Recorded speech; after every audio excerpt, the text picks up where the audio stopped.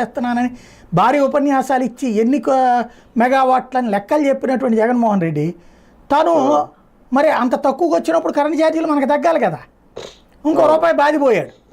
ఎందుకు బాధేవయ్యా అంటే అదేదో రాజుగారి 7 కొడుకుల కథలో చేపలాగా ఎందుకు ఎండలేదంటే నా పుట్టలో ఏలేడితే కుట్టనా అని ఈయన వెళ్ళి ఆ పవర్ కాంట్రాక్టర్ల దాంట్లో ఏలెట్టాడు, వాళ్ళు కుట్టారు, ఆ కుట్టింది మనకి నొప్పి వచ్చింది, అది జగన్కి నొప్పి వచ్చింది పవర్ బాయ్. కానీ ఒకటి సార్, ఇప్పుడు సోలార్ పవర్ గురించి వచ్చింది కాబట్టి ఒక చిన్న టాపిక్, అంటే కేంద్ర ప్రభుత్వం పక్కన సోలార్ గురించో లేదంటే ఇప్పుడు అదేదో స్కీమ్ ఉంది కదా సూర్యగారు ఇటువంటి చేస్తుంది, పక్క రాష్ట్రాల్లో కూడా అది ఇప్పుడు గుజరాత్ లాంటి చోట్ల చాలా చోట్ల అమల్లోకి వచ్చేసింది.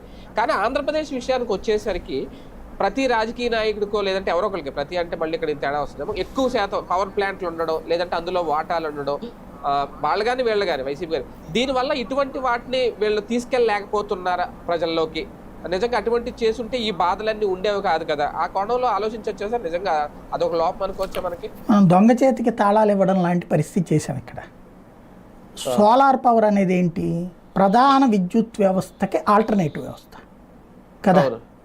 ఈ ప్రత్యామ్నాయ వ్యవస్థకు ఒక సిస్టమ్ పెట్టకుండా దీన్ని కనెక్షన్స్ ఎక్కడ తీసుకోవాలా, ఎలక్ట్రిసిటీ డిపార్ట్మెంట్ దగ్గరికి వెళ్ళి తీసుకోవాలి.